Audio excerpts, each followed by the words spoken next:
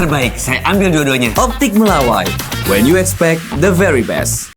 Posisi Prof. Stella kontradiksi dengan ajakan itu. Sangat tidak kontradiksi. Nah ini klarifikasi. Saya bukan klarifikasi.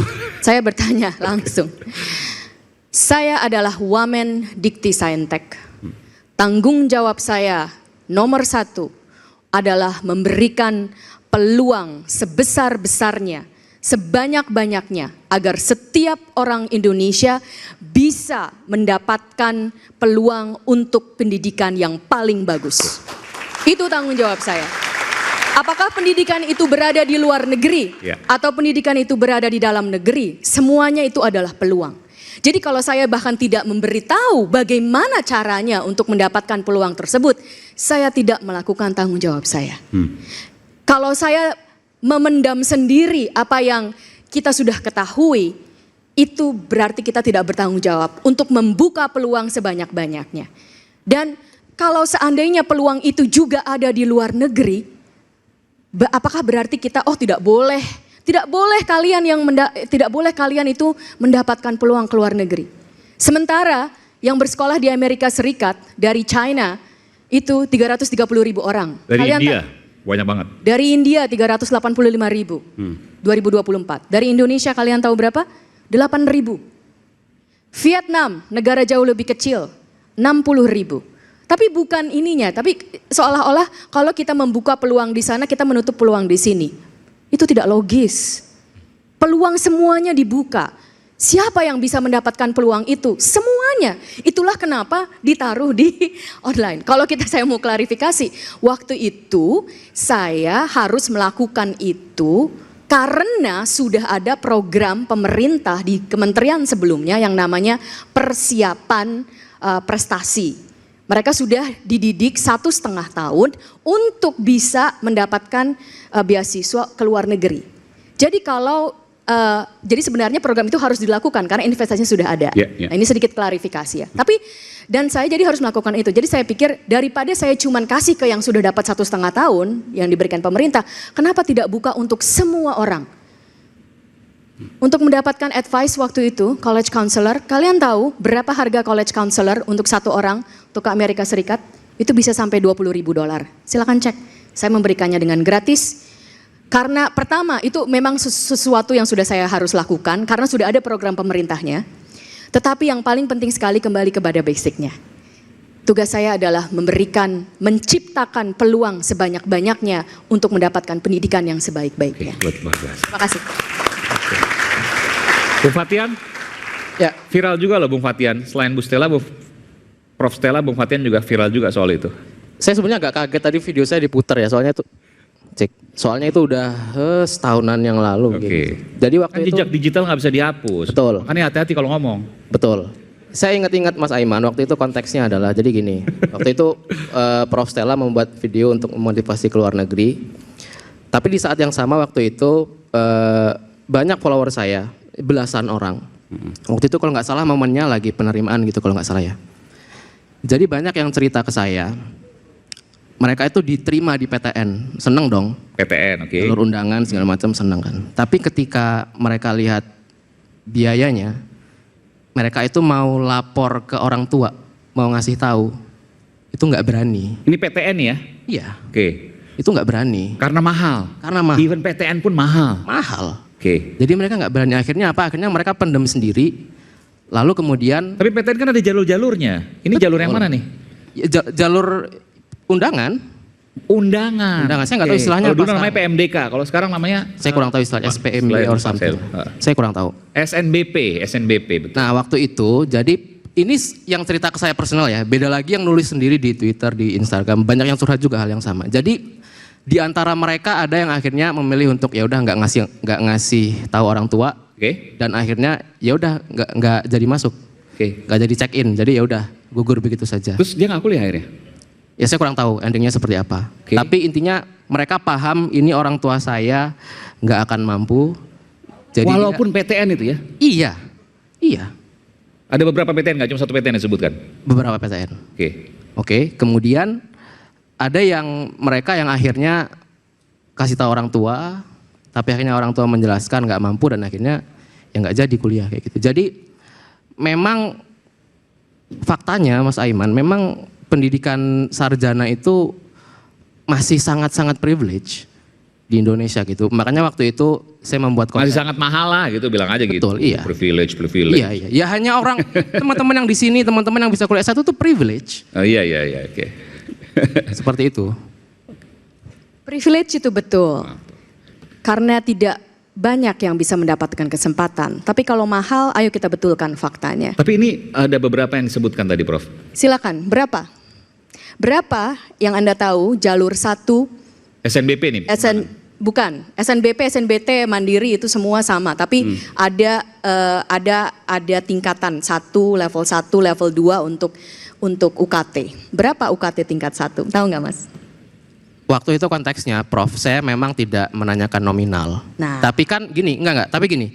Ketika mereka mendaftar, itu kan mereka mengumpulkan dokumen-dokumen penghasilan orang tua, segala macam kan. Tapi sepertinya evaluasinya itu belum menyeluruh terhadap kemampuan per keluarga. Sehingga mungkin nominal UKT yang keluar itu belum betul-betul fair kepada setiap keluarga. Dan akhirnya mereka ditinggalkan, itu fakta ya? Iya, seperti itu. Tapi kita harus perlu tahu faktanya, agar jangan sampai, ini bukan kita soal berdebat, tapi jangan sampai ada berita yang salah sehingga adik-adik kita yang berasal dari keluarga tidak mampu, merasa mereka tidak akan mampu masuk PTN. UKT level 1, 1 semester, level 1, level 2, 1 semester itu paling tinggi 1 juta rupiah. 1 semester 6 bulan 1 semester 6 bulan. Itu level 1 maksudnya untuk kategori ekonomi tertentu? Ya. Dilihat dari kondisi ekonomi orang tuanya kondisi lah ya? ekonominya. Jadi itu ditentukan. Kalau misalnya tidak fair, masukkan lagi ke universitasnya apa sebenarnya yang keluarga yang tahu. Jadi ditentukan untuk PTN dari kami, pemerintah, bahwa level 1 sebenarnya 500.000, level 2 1 juta. Level 1 500.000? Ya, 1 semester. Sekitar 80 ribuan, 75 ribu per bulan kurang lebih. Ya, jadi kalau kita bilang itu masih mahal, wow. Kita lihat tapi dulu. Tapi itu maksudnya udah semuanya. Kan ada, kalau saya nggak tahu kalau sekarang ya, UKT ada mungkin ada SKS dan sebagainya. Enggak, itu sudah termasuk. Tapi semua udah termaktub. Ya, tapi ada sedikit lah.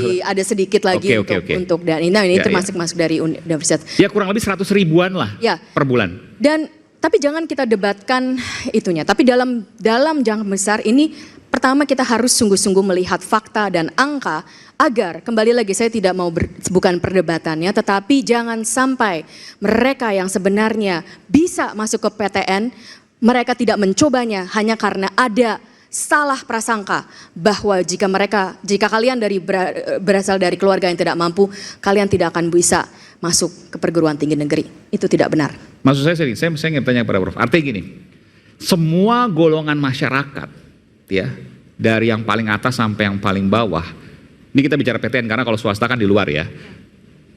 Ketika masuk ke PTN perguruan tinggi negeri, maka semuanya pasti punya hak dan pemerintah akan membantu. Boleh nggak saya katakan itu?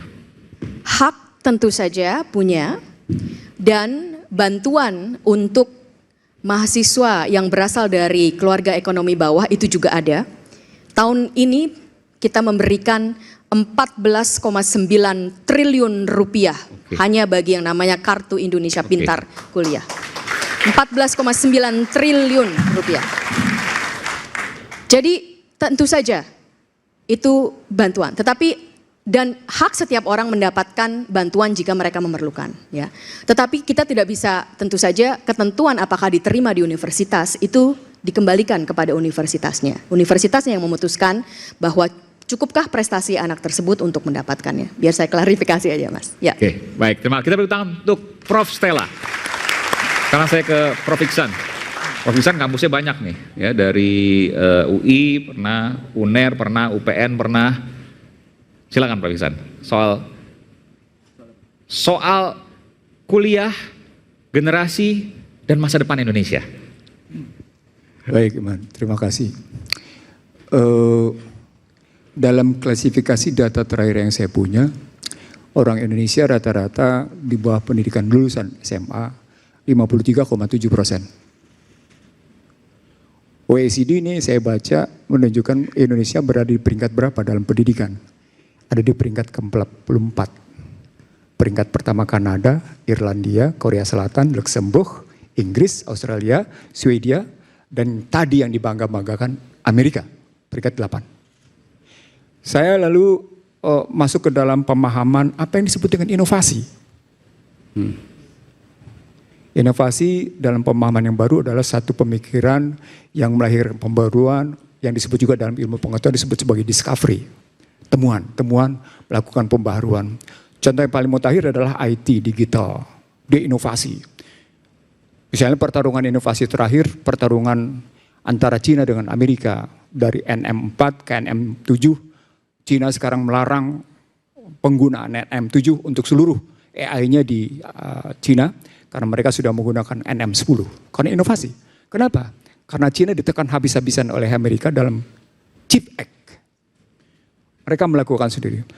Tapi kalau membacanya cuma pada level itu, kita terheran-heran begitu hebat Cina melangkah. Mestinya kita mundur ke belakang. Tadi saya sebut sama teman-teman iNews. Ternyata karena pada tahun 92, Cina sudah menyatakan, silakan Jazirah Arab menguasai minyak. Cina akan menguasai rare earth. Itu tahun 92. Silakan Timur Tengah menguasai minyak. Oh, iya. Tapi China akan menguasai rare earth. Rare itu tanah jarang. Tanah jarang. Boleh jelasin nggak tanah jarang? Karena nggak semua orang tahu nih. Tanah jarang itu salah satu bahan yang penting untuk membuat chip, untuk membuat pesawat F-35, untuk membuat kapal selam, untuk membuat drone. Semikonduktor lah Komponen itu ya. penting.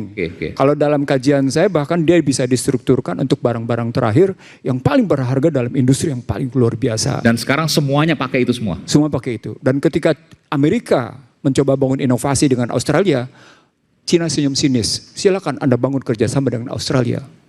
Kami sudah mencapai teknologi yang jauh lebih tinggi. That's inovasi. Itu inovasi. Tapi sekarang mari kita tanya, apa yang bisa kita inovasikan dalam hidup? Buku saya bercerita tentang bagaimana digital pada bangsa terbelah dan pada prahara bangsa. Itu mencoba menstrukturkan struktur keilmuan. Ada nilai, ada kebijakan, ada strategi, ada fungsi, ada teknologi atau instrumentasi.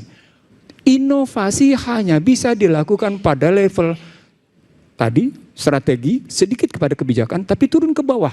Strategi, fungsi, dan instrumentasi. Karena strukturnya dia punya kesesuaian, dia punya koherensi, dia punya koreferensi. Jadi artinya ketika sebuah inovasi mau dikerjakan, dia hanya dalam rangka satu hal. Mempermudah orang hidup. Ketika masuk dunia IT, kata kuncinya 4.